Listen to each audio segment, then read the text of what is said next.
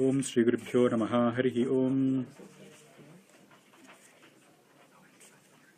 Narayanam Namaskritya Naram Chaiva Narottamam Devim Saraswatim Vyasam Tato Jayamudirayeet Shruti Smriti Purananam Alayam Karunalayam Namami Bhagavatpada Shankaram Lokashankaram Shankaram Shankaracharyam Keshavam Badarayanam Sutra Bhashyakritu Vande Bhagavando Punah Punaha Om Shri Ganesha Sharada Gurubhyo Namaha.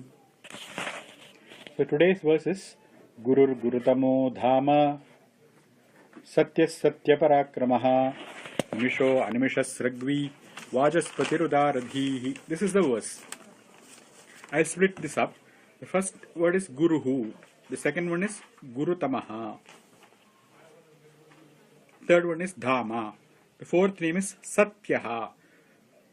The fifth one is satya parakramaha. The next one is nimishaha. Following is animishaha, then sragvi, then vajaspatihi, then udaradhihi. So the first word is guruhu.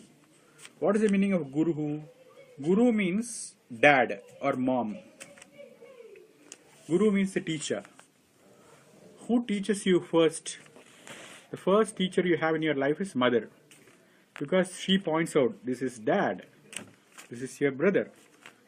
So that's what the Veda says. The first guru is mother, Matradevo Bhava, and after mother it is father, Pitrudevo Bhava. After the father, the guru is Acharya, the teacher, your kindergarten teacher. She is the Acharya. So this is the general meaning of guru. The word guru has got two syllables in it. One is called gu, the second one is ru. Gu is a noun and ru is a verb. Ru means rukna. Rokna. Ru means what? To eliminate. To destroy. To stop. Ru means to stop. To dispel. To remove.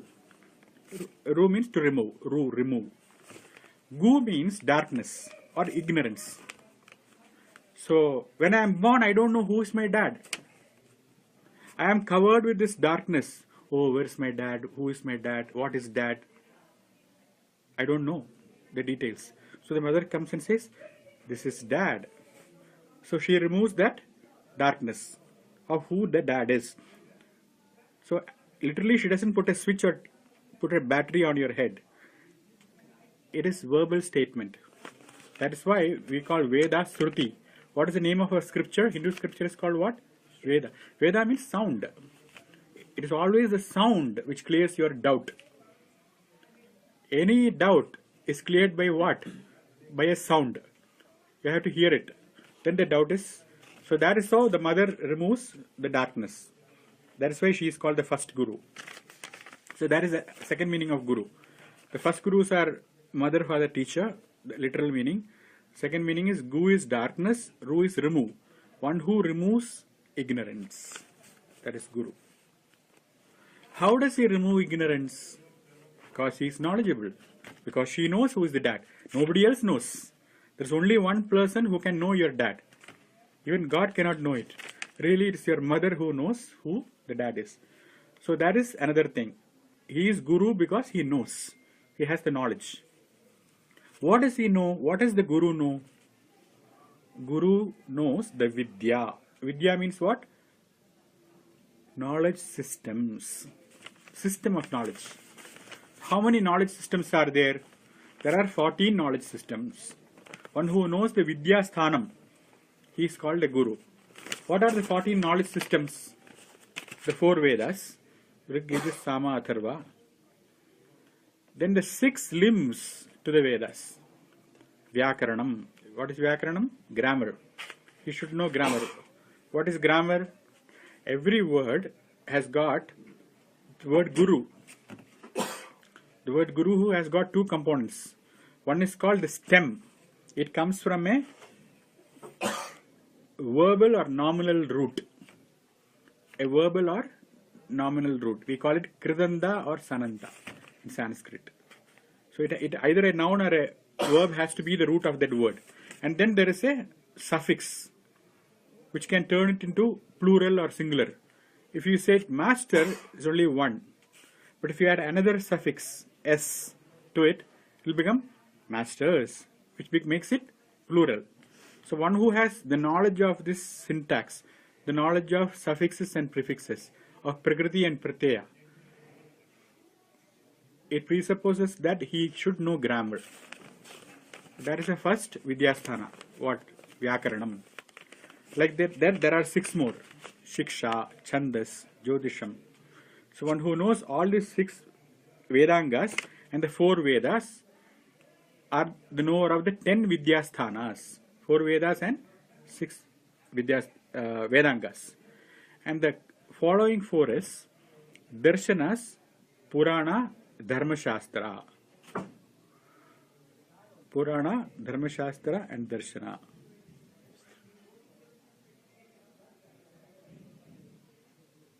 And Nyaya. Nyaya is logic.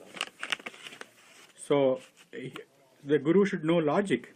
He cannot just say something which is disconnected. It has to have some connection and context. Whatever is being said has to pass the test of logic, of common sense. What is logic? Whatever is enjoyed by knowing through inference. What is enjoyed, what is understood through inference. You cannot see everything in this world. You cannot see beyond this. But if you hear a noise, you can infer something fell. In other words, logic means inferring what is unseen with what is seen or heard. That is extremely important as a Vidyasthana. In fact, there are only 2 ways you can understand. You can either perceive it directly with your senses or you can infer with your mind. These are the only 2 tools available for you, your senses and your mind. Anything that you cannot appreciate with your sense or mind, you should not accept. That is a Vedic dictate. You don't have to accept anything that you cannot understand if it is opposes to your mind, if it opposes to your common sense, your logic. Don't accept it.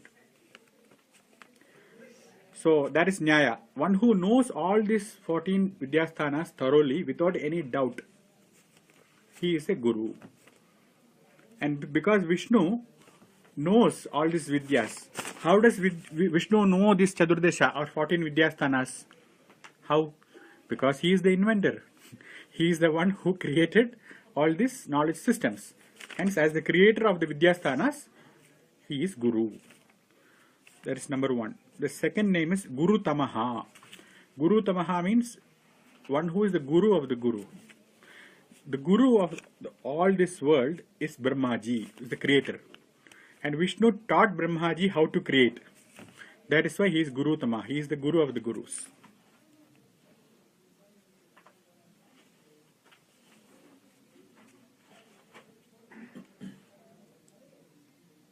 Yo Brahmanam Vidadadi Purvam. The Veda says that one who taught Brahma how to create in the beginning of creation.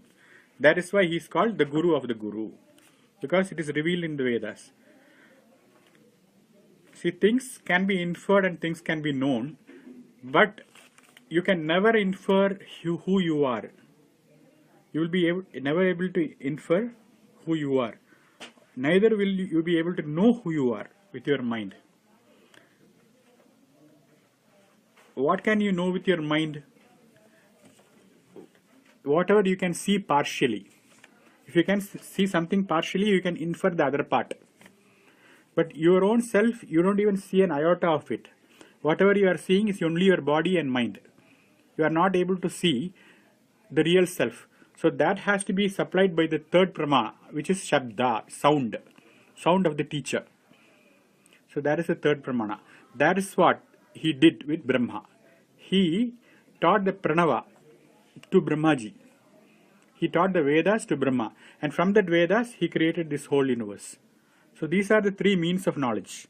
Number 1 is perception, your sensual perception. Number 2 is mind, inference, buddhi. The third one is Shabda Pramana, the sound, the scriptures. That he taught to Brahma in the beginning of creation. Yo Brahmanam Vidadadi Purvam Dhata Yatha Purvam Akalpayat. However, it was created in the previous cycle, the same method, the same system he taught in this cycle also. Hence, he is called as Gurutamaha. That is the second name. The third name is Dhama. Dhama means Asrayasthanam, one who is the locus. What is the locus? Locus is base, support, substratum. I don't like the word support, I don't like the word base, I like the word substratum. See, this glass is sitting in the table in the universe, the earth, the universe. The universe is sitting where? Where is this universe sitting? It is sitting in your understanding. Where is it sitting?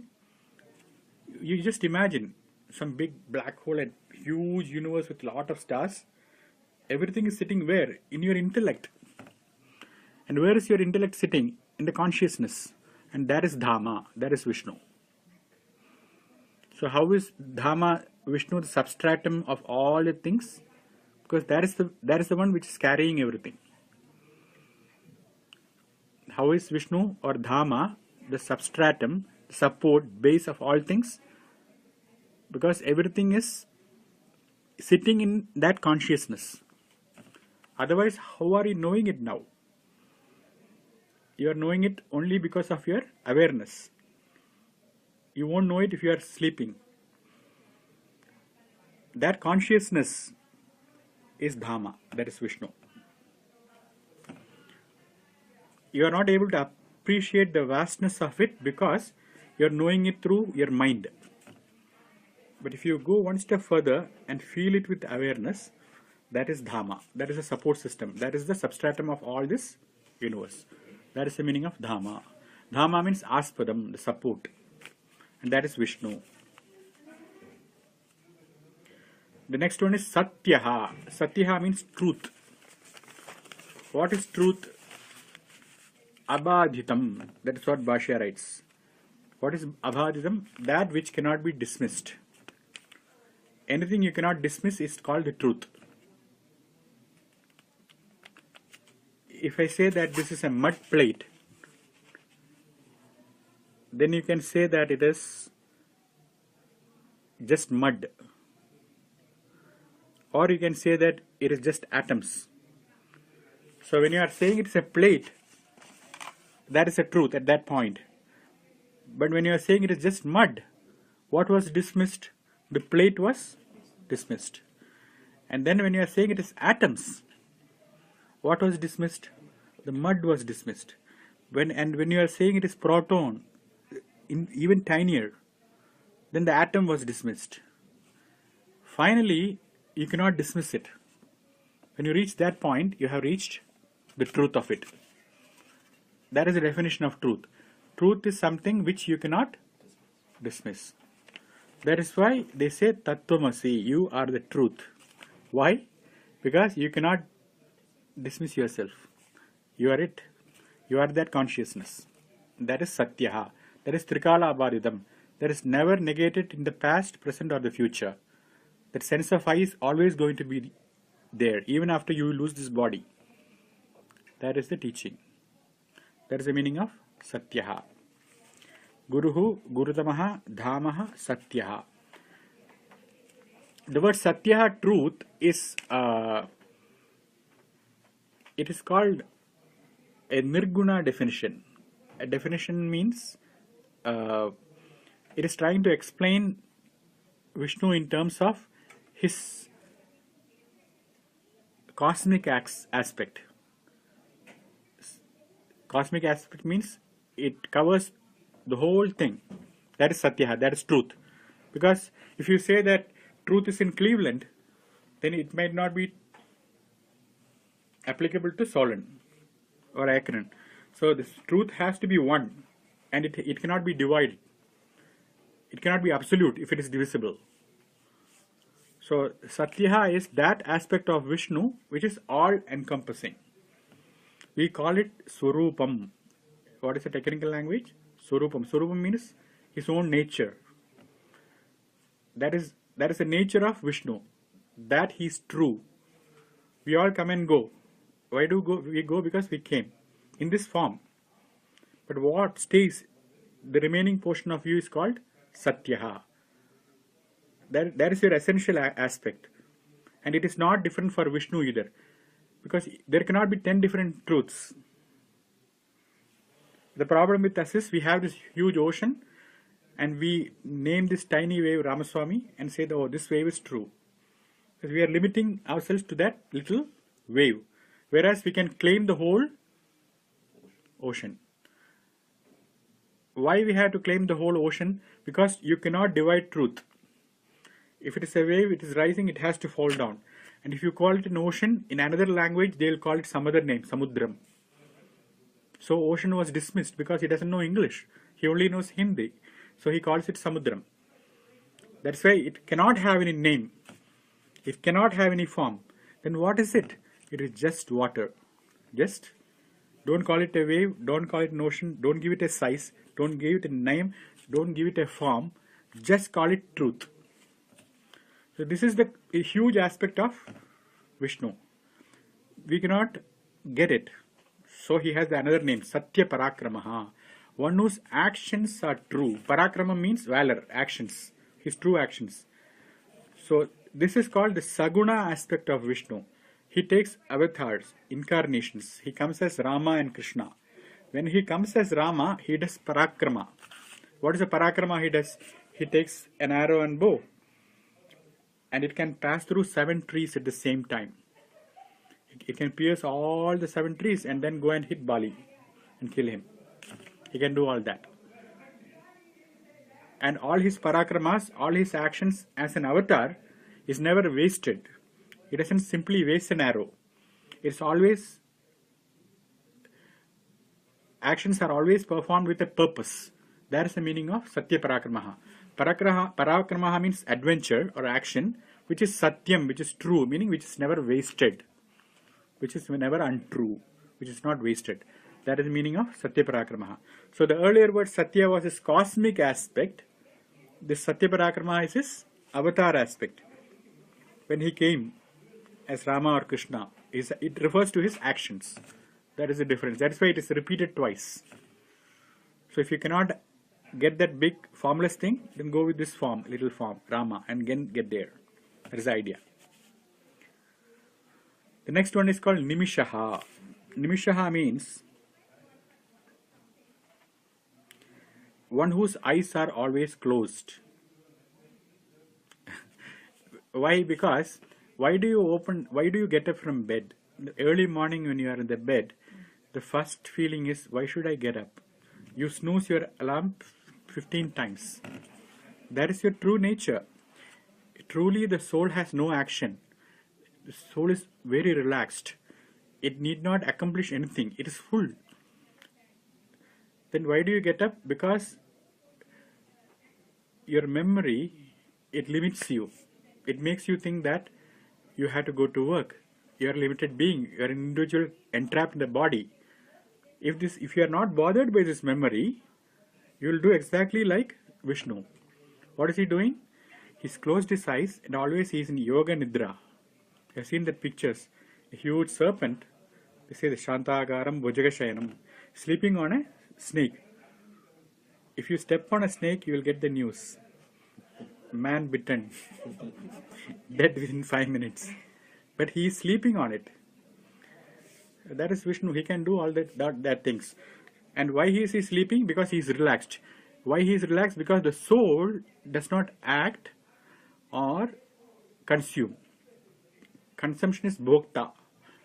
Action is karta. The soul is free from consumption. Why? Because consumption presupposes greed. The soul is not greedy. Why? Because it is all knowledge. And also, consumption presupposes action. You cannot get your salary without working. And he doesn't work. Why? Because he doesn't have to accomplish. He is Dhamma. He is the support system. He is the Sagala Karma Phala Data. is Sarva Kama Aspada. He is the support for all the desires. If he is the support of all desires, what desire he could have? That is why we are doing this in the morning every day. We are imitating Vishnu. We don't want to get up. We are relaxed. We have that in us, truly, a little bit of it. But you need to do it wisely, not ignorantly. If you do it wisely, you will be Vishnu. So that is why he is called Nimishaha. Nimishaha means one with closed eyes. That is the enlightened Vishnu, like the Buddha.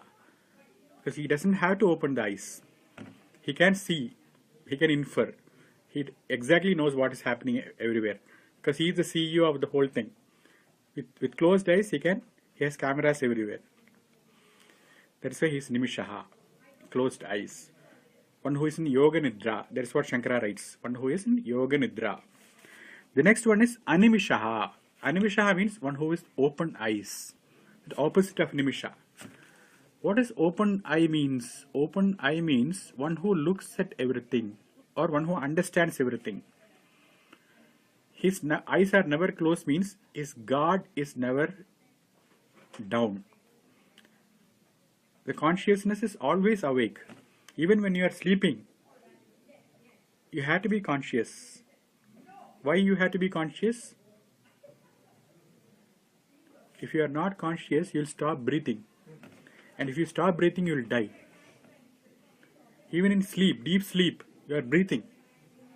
That breathing presupposes what? It presupposes awareness. You don't have memory at that point. But when you wake up, you say that, Sukhamaham Swapsam, I slept very well. I slept without dreams. I slept without my neighbor disturbing me. You have all that memories. So you were conscious all along. Why? Because you are Animishaha, Alupta Drik. You are looking. Yeah.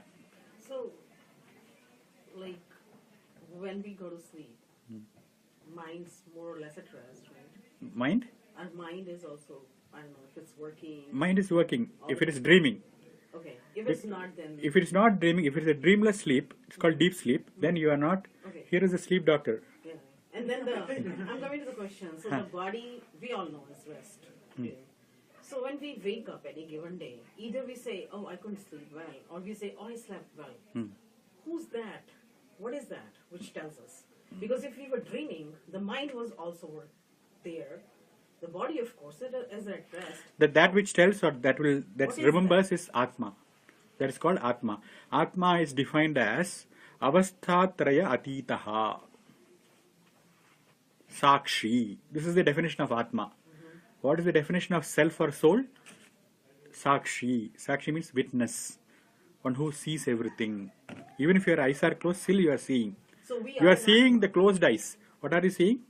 You are seeing the closed eye. Yeah. So that is your definition. That is right to you. You are Sakshi, you are witness, and you are Avasthatraya Atitaha. You are beyond these three states. What are the three states? Waking, dream, and sleep. Sleep is without dreams. Dream is you going to New York, sitting here. And wakefulness, you sitting here and sleeping. These are the three states. So what does the Western world miss? It is right here. Why we are not like why? Western world, it's Western world's problem. Yeah, okay. They identify the central problem with the Western world, as I see it, is they don't have value for self-knowledge. Their value system starts with pursuit of happiness. And the problem with this word pursuit of happiness is they assume it is outside you.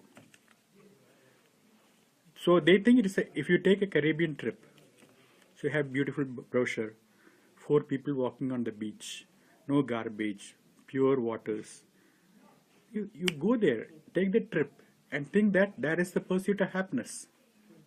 Then you find that there are 10 people, you sue the company. Because you didn't a movie also in the pursuit of happiness by No, it is written somewhere in the Constitution. Or this is a very common thing to say. American dreams, pursuit of happiness. So I think that is it is centered on this concept that in our Vedanta, you are happiness. You are not happy. You are happiness. So that is how we are different. So that is what you are. You are the witness who never close your eye. It's always animishaha. That is the meaning of the word. Animishaha means aluktadrik, one who does not close his eyelids, but who is always open. That is Vishnu. He sees everything. How does he see everything? He has got 3 eyes, 8s. Surya Shashanka Vanhi Nayanam. Surya is during the daytime, he looks with sun. Sun can lighten up everything. During the night, he looks with the moon. And what happens on new moon days or during lunar eclipse? He looks with fire. Surya, Shashanka and Vanni. This is fire. Actually, there is fire inside it. So these are the 3 eyes of Vishnu, and that is why he never closes. Always it is Animishaha. Next one is Sragvi. Srag means garland. One who is always garlanded. The name of Vishnu's garland is called Vaijayanti. Vaijayanti means that which wins over. Jaya means winning. Vaijayanti means that wins over everything. How can you win someone with a garland?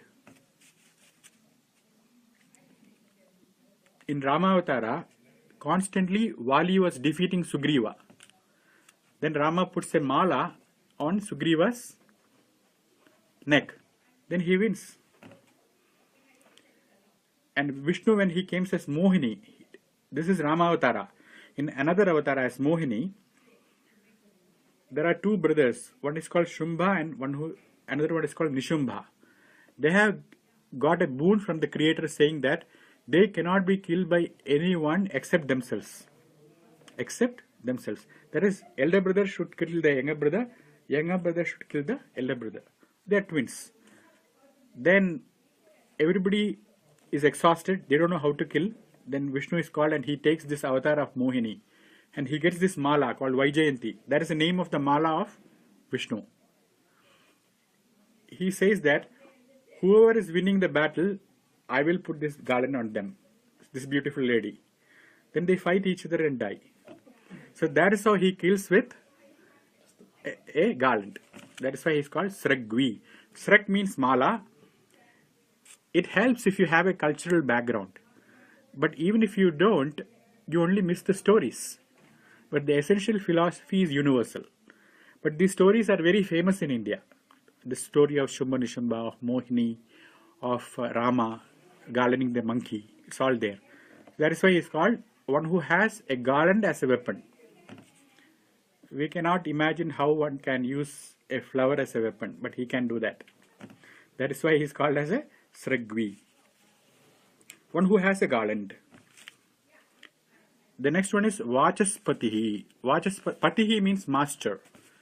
Vachaha means vak. So one who is master of his words. Generally when we try to speak something, we intend something and something else come out. And you can get in trouble because of that.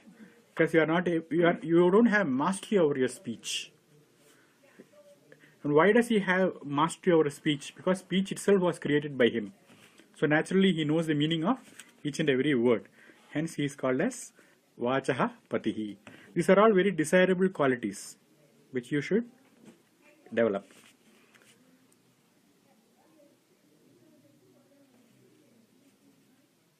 And Vak also means, speech also implies learning. You cannot speak well if you are not learned, unless you are well informed. So speech requires information. Otherwise you can speak without making any sense. Blabbering. For that you have to be the lord of speech, which presupposes information, intelligence, knowledge systems. That is the meaning of Vak. And last thing, he is Udaradhihi, one who has a very generous intellect. What is generosity of intellect? Generosity of intellect means the intellect should have no barriers. The mind should not say, oh no, I don't understand it. it should be so generous to sit with that problem until it understands. That is generosity of intellect. We are not generous with our intelligence. We look at it, I don't understand, okay, it's okay, next week. You postpone it. That's called vikshepa. You are not being udara, you are not being generous with yourself. You are actually being very miserly. So that is what he is, udaradhi. One who is being generous with intellect means one whose intellect comprehends everything. How does it comprehend? It cannot comprehend everything unless it reads and understands. So it fights, it pursues, it continues to be on the path of knowledge till it understands. Everything is its object. It objectifies everything. Sarva Vishaya Dihi, that's what Shankara writes. One whose intellect encompasses everything. That is because of the learning, because it is generous. That is the meaning of Udaradihi. That is the verse. Gurugurutamo dhama satyas satya parakramaha nimisho animishas sragvi vajaspatirudaradhi. Actually, all these words denote a teacher. Also, it denotes Paramatma Vishnu. It can fit in to a good teacher. A good teacher dispels ignorance. A good teacher can create teachers. Guru Tamaha. Not only he is a teacher, he can create teachers. Just like you light one lamp from another lamp, it will look exactly like the previous lamp. There won't be any difference. That is why he can create teachers, teacher of teachers. Guruhu, teacher, Gurutama, teacher of teachers. Dhama, he is a support system. You can go to him, he is a go-to person, resource. Dhama means support. He can be a resource. And then Satyaha, he will be truthful. And Satya Parakramaha, his actions will be truthful. He will not do anything which he is not promising. His actions will match his truthfulness. And he is Nimishaha, he is always closing his eyes to your faults, to the students' faults. He will ignore. He won't be petty-minded. Then he is Animishaha, he is always open to your questions, to your being. He is watching you. Then his Ragvi is honored. They put garlands on the teacher. They do, at least in India. And then Vachaspatihi is the Lord of speech. He knows what he is talking. Then he is Udaradihi. He is very generous with intellectual endeavors. So it also will fit in to a general teacher. Swasti prajabhyah paripalayantam nyayena margena mahim mahisha gobramnebhyah shubhamasti nityam loka samasta sukhino bhavantu sarve bhavantu sukhinah sarve santu niramaya sarve bhadrani pashyantu ma kasyid dukha bhag bhavet. Om Shanti Shanti Shanti.